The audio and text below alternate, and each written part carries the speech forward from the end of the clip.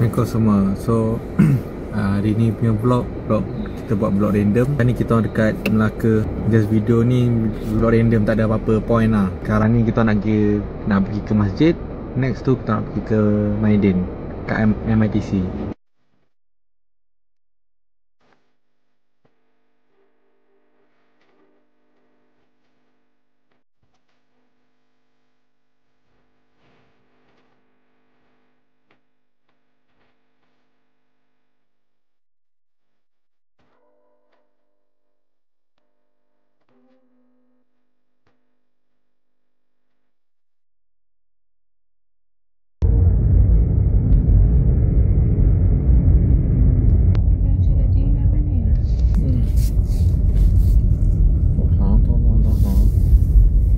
Sekarang sini dekat Masjid Cina Melaka.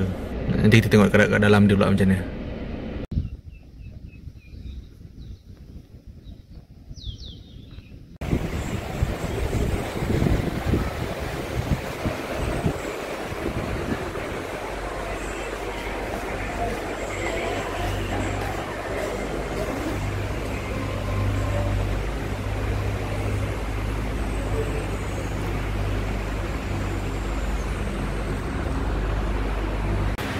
Nice.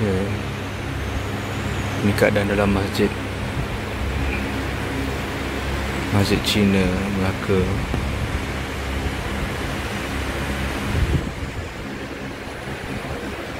So next ni pula kita nak pergi kedai makan, cari asam pedas. Jom.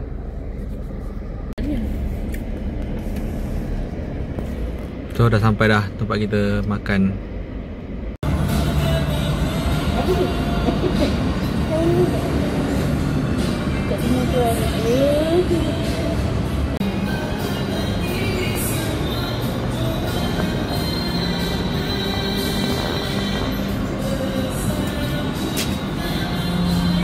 Ni asam pedas ikan kembung. Oh, panas. Okay, so saya dah makan. So next ni nak pergi ke MITC pula lah. So jom.